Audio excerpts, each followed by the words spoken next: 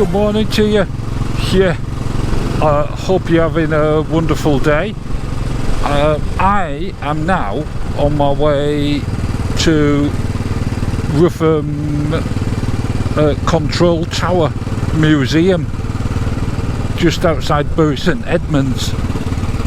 It is a tiny little museum that's struggled to survive as it becomes engulfed by properties, houses, that as Bury grows bigger and bigger, which I guess we're told it must, it's getting engulfed and they're losing a lot of their land. But anyway, the Tower Control Museum is still going. Yeah, it's run by volunteers. Oh, look at this, naughty boys. Yeah, marvellous. Oh, marvellous. Anyway, it's not an RAF. It used to be called RAF Bury St Edmunds, but during the Second World War, the US Air Force came, 94th Bomber Group, and I think it was the 8th or Air Force, I don't know, command, Bomber Command. Yeah, anyway, we'll check it all out when we get there. We're not very far from it now, and I'm hoping they'll let me get in and film.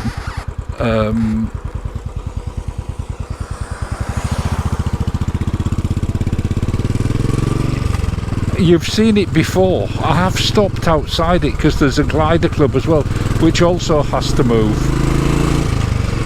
Yeah, changing world, isn't it? But it's the world we live in. There's a massive missile outside, which you'll recognise. As soon as I get there, you'll go, oh yeah, I've seen this before. And it's true, you have. But Bury used to be quite a long way away from it. During the 70s and even the 80s, me and my brother, the whole family, we used to go on the North York moors. Well, we used to go all over the lakes and everywhere actually, digging up aeroplanes. Yeah, oh we did. Digging them up from the Second World War, ones that had crashed. Fascinating, absolutely. We used to be obsessed with it, and my brother had a real knack for finding them just on research, digging up old records, finding out different planes that had gone down, whether they had crew on and stuff. But this museum is dedicated to the US Air Force, who, let's face it, without their assistance, would have been a bit stuck. So is it open for one thing? Yeah, it's open. That's marvellous, isn't it? So we'll get in there and see if we can get to have a look around. Look, welcome. Oh, with a missile. Excellent. Or is it a fuel tank? It could be either. I don't know. But we'll get parked up over here, and hopefully we'll be able to do a bit of filming. Yeah, marvellous. So here we are. Straight off, you've got a bunker here, look. Yeah, imagine being in there. I reckon, look out if you're going to be bombed. And let's face it, airfields were a prime target, weren't they? Little shelter that's obviously been redone by the looks, but getting in there, little, is that a fire in there? I bet there is, just to keep you warm in winter. Yeah, marvellous. In here is the cafe now, right now, and some benches to sit outside. Yeah, big engine over here. Let's go and have a look. Find out more about that in a little while. But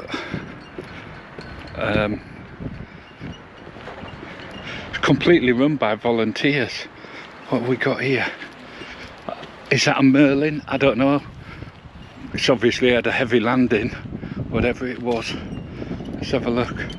All the names of the people who were lost by the looks. Yeah, I'll do this quickly and maybe slow it down and have it running through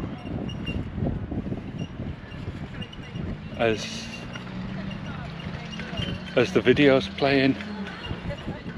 Maybe at the end. B-17s. Lucky 13. All these brave people. Yeah. But this is the memorial dedicated to them, 1942 to 1945. Don't know what that engine is. If it's American, I don't know. All the willies out and about. A couple of old hangars, obviously used for bits of storage now. 410th Bomb Squadron. Oh, look at this gun. Look at that. I would have thought that's like the size of gun that you'd see in the wing of a plane, isn't it? It's just massive. But I know nothing. We need to oh, there's a little Jeep there for Dave, look. There's a Willie, yeah, and there's a little one for Dave. That's just marvellous. Don't know what that is. Is that headquarters? I don't know. But there is the control tower. What I need to do is find someone who knows something about it, and maybe we'll have a look in the tower. Yeah. So that Willie's just come back. This gentleman looks like he might know a thing or two. You look like you're dressed for the job. Could you tell me something about the museum and about the tower? Yes, there you go. It's a original 1942 built control tower. Yeah. It's still here because it was a private house for many years, 1947 to 1988.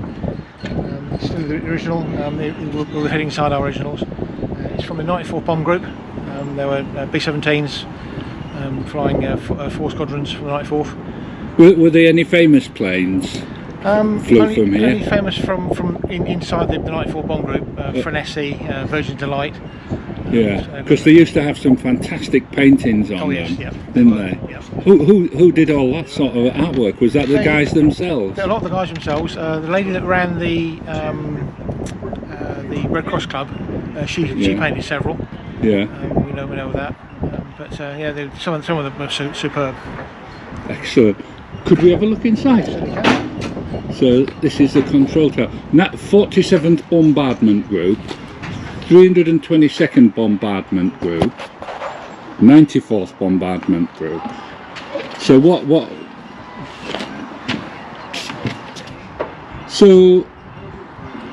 what happened to the 322nd Bombardment Group and the 47th? Were they completely lost, or were they just put together to form the 94th? No, the 47th were Havocs. They flew Havocs here, but they never did any missions. There was the aircraft was actually being built. The Airfield was being built at the time they came. Then it stayed about 5 or 6 weeks. Okay. And then moved on. The 322nd flew Marauders. The very first Marauder mission from the UK was flown from here. Okay. And then I flew 2 missions in the several months they were here. The first mission was unaccompanied to Holland. Yeah. The second mission was 3 days later. Same target, same thing. 11 aircraft left, only 1 came back. Oh, crikey. That's no good. Yeah, and they were then moved to Andrews Field in Essex. Okay. And then the B-17s moved from there to here. Yeah. And then the 94th stayed, were here till the death. Yeah, they were June 43 up to the very end. Excellent. So let's have a look and see what it would have been like in 1944. You would have been pretty busy, I would have thought. This you've got about 50 odd people working in this building. 50 people in here. Yeah, nearly all sergeants. Couple of officers, but about 50 people. Crikey. So let's have a look. Oh, this looks nice with a sofa in. I doubt it'd have had that. Oh, that sword. What's the sword represent? It's the Constitution of America and Magna Carta. Oh, okay, so it's the joint constitutions. It's given us to by the Tackle ALF wing at Milltown. Yeah. So yeah. And is there any footage of planes landing here? not here, no. The odd few seconds occasionally you find on YouTube. Yeah. Again, you won't allow cameras on here. Yeah. If a crash photographer came in, they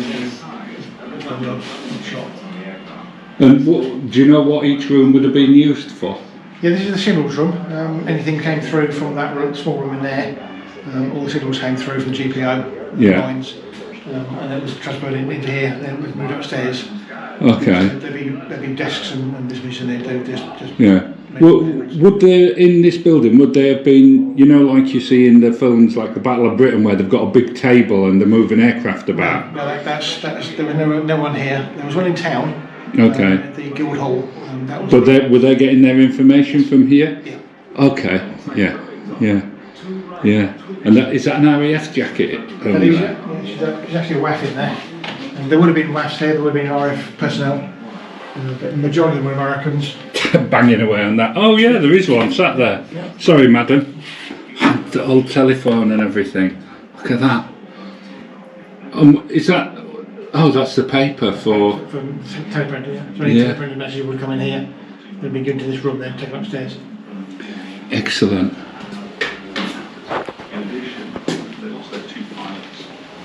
But there were WAFs here. There was the Women's Royal Air Force, and there were WACs, which is Americans. Yeah. Not a massive percentage. In 7 people in Suffolk was American during the war. Really, 1 in 7 in Suffolk, American. And that's what the tower looked like in 1993. 1993. So you've done wonders, really. Yep. Crikey, that's not in good health, is it? No. So what have we then got next door? Duty pilot's restroom. There what, sorry? Duty pilot's restroom. There'd be a duty pilot on station all the time. And okay. The aircraft operators. So this is his restroom. They would have bunk in here and then a rich restroom for himself. Yeah. I love the little speakers and the sound. And I guess that obviously Americans, they played a lot of baseball here in the downtime. Yes, yeah. Waiting. That's just amazing, isn't it? So what happened in here then? So it's mainly just a restaurant for the duty pilot. Just a restaurant. Yeah. There'd probably been a bed in there. They would have. Although there were a day fight, a day bomber group. There's always somebody here, 24 hours a day. Okay. So there'd been a restaurant. Presumably, if they ever got attacked, they'd have to get the planes up and away. Yeah. Just okay. Yeah, because if they're day bombing, they'll have been out all day bombing, and then bombed at night when they were back. Yeah, terrible. Look at this.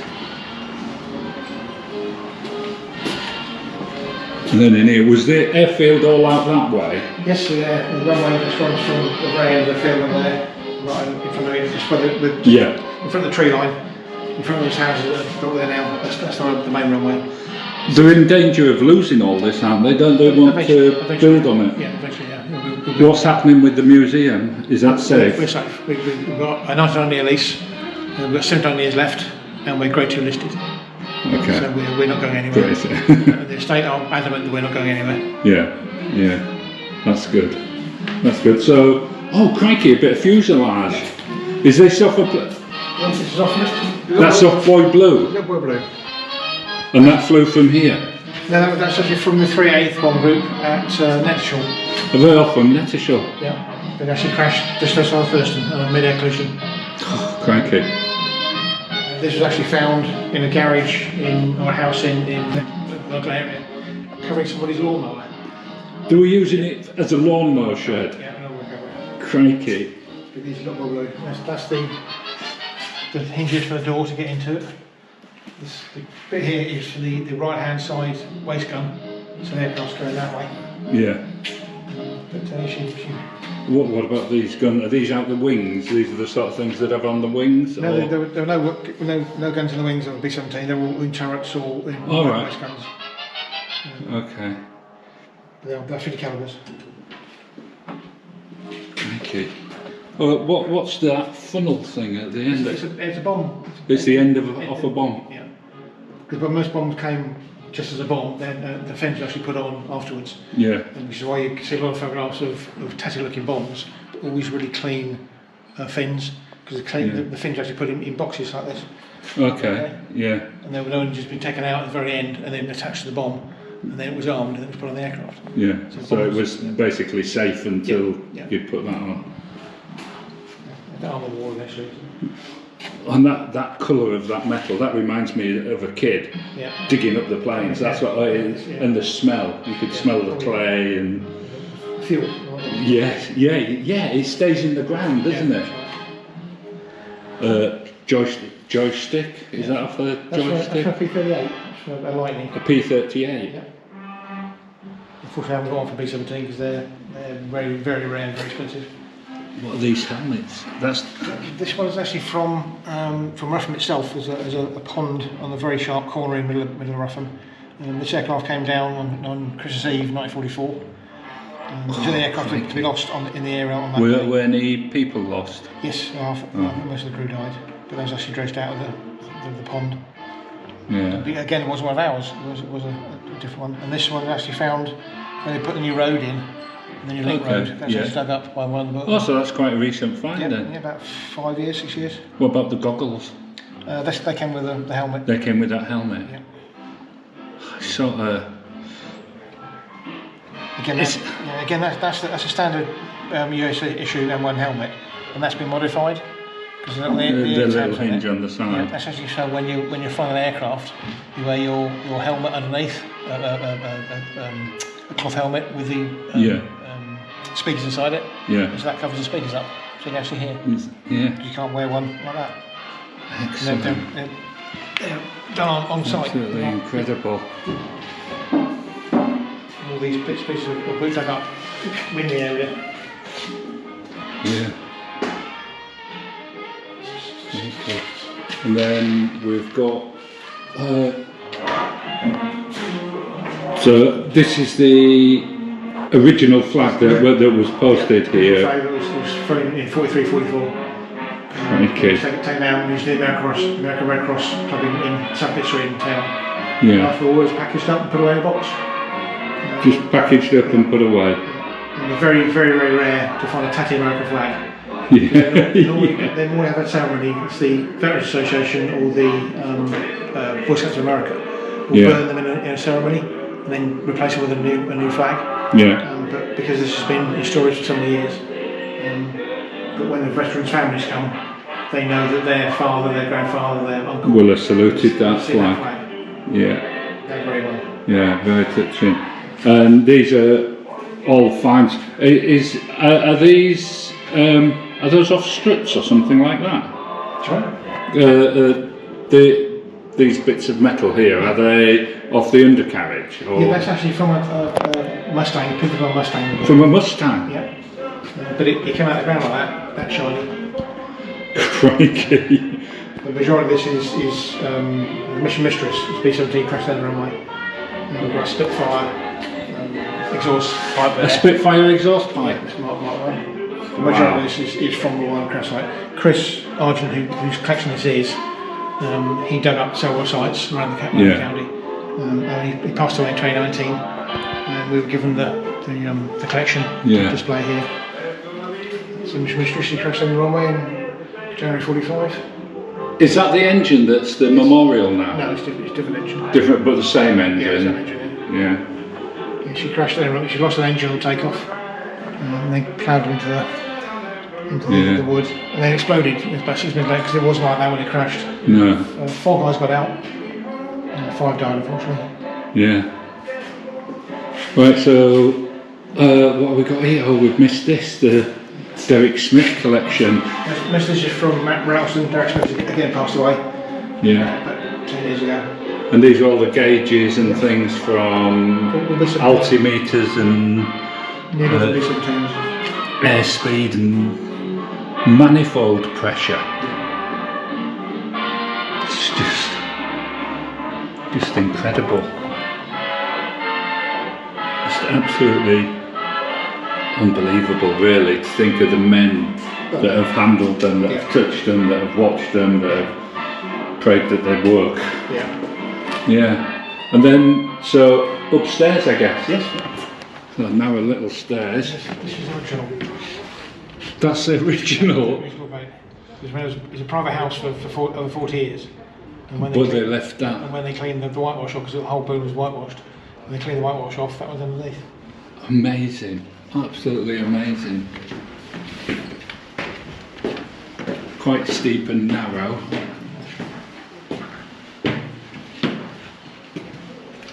The view out. I could just imagine the sound of the planes all taking off and landing. Yep. So, what would this room have been? This is the other signals room. The signals will come down from downstairs and we come into here to be Processed. Processed. And then we'll be pinging through that little hatchway in there. They'll hand it through in there. Measure other ones that actually went through the door because they actually blocked that off through the wall. Yeah.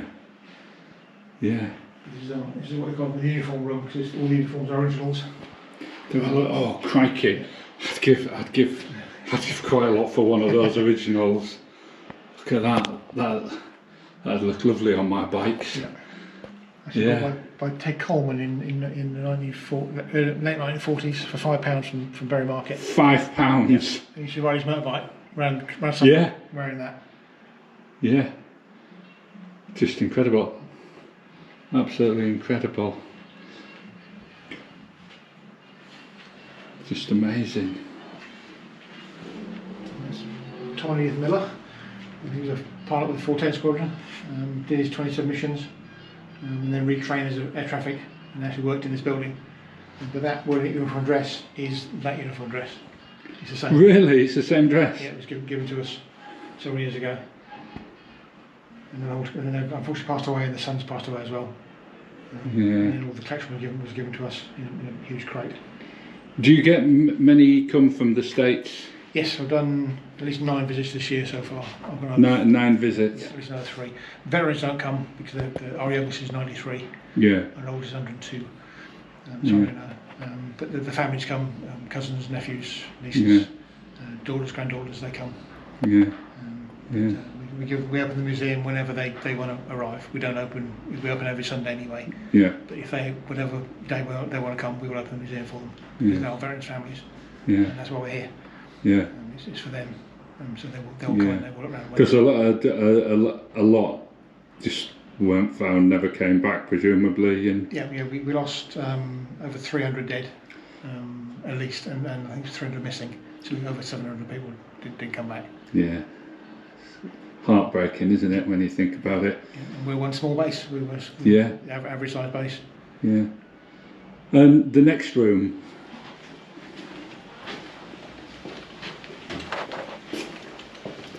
Oh, what's this? This would have been the restaurant for the junior officer, but we actually converted to Colonel Castle's room, and he would have had a room similar to this in stationary quarters, because stationary quarters had been demolished years ago. Colonel Castle was our commander here, very very brave man, the second commander. Actually died on the 24th of December 1944, leading the largest bombing mission in history. 2,000 bombers and over 2,000 bombers? Yeah, everything that could fly they flew. It was actually to relieve the Battle of the Bulge. Okay, As soon as the weather cleared, they got as many bombs as they could. Not to bomb the Bulge area, but to bomb into Germany to stop the reinforcements coming in. Yeah. And he led it. Yeah. As a brigadier general, didn't need to fly. Brigadier generals don't fly. When we took over from Colonel Moore, he got the bomb group to fly so close together that the Germans wouldn't attack them. You actually see the information. They fly towards the 94th, and they see how close they work together. You've got 13 50-caliber machine guns. That's all pointed, and you think, no, I'm not going there, and they fly off somewhere else. Yeah. You actually saw giant pilots turn away and try to find somewhere else in the bomb stream. The ones that were further apart. And the big room here, what was that? That's the main control room. So this was the business end. Until they built the glass house on top, this is where everything happened. The floor is original. Is it really? I love all the FX kits. God, I've built some of these in my time, and my brother's burnt them all. Yeah, I shot one with an air rifle. Yeah, you will more like my brother. It's just incredible. I've still got 2 boxes full of them as well. And this is what the room would look like in the war. Okay, yeah. 23rd July 1944 is photographed. Yeah. Again, then it's just kitchen furniture. Yeah. The stuff they got hold of. Nothing was bought to be in a control tower. No. They got what they could. More leather jackets. Yeah, the A2s. Fantastic. A2s, did you say? A2s, yeah. And to us, these are priceless because they cannot be replaced. No. An entire crew of 8 to 10 men would have had that painted on the back of it. Every one was different. Yeah, because number of... are those the number of missions? Yes, yeah. That they've all flown? Yeah. That's leading lady. Just about leading lady. Yeah. Yeah. And then more equipment. Sights. Either to find their way or to make sure that they're on target. Navigation. The only thing we don't have here is a northern bomb site. So we'll have a northern bomb site. Yeah. Very excited. Well, cameras. Crikey, look at that. Yeah. I bet they'd give the high teeth for one of these little GoPros. Yeah. Yeah. Mind you though, I doubt they could do what they did. They'd overheat and pack up for a start. Yeah, minus 40 degrees. yeah, they don't like that very much, don't GoPros. That's just marvellous. And the flag out there, is that anything special or was it? No, there would have been a windsock on top of that. There was oh right, yeah. It was actually twice the height. But that's the modern American flag. We have the modern American flag in the main entrance, but on the memorial we have the 48 star. Yeah. Orders were found here. They're 50 stars. And this is a plan of it, presumably. Yeah, this is a very old model. We're actually going to make a new one. This was actually in the Five Forces pub several years ago. But, in pub plays was given to us. Yeah. Just incredible. And a full flying suit. Look at that. You would have worn a shirt and trousers, a normal uniform trousers, in case you were shot down, you had something to wear. Then you have this, was over the top of that, that's a heated bunny suit.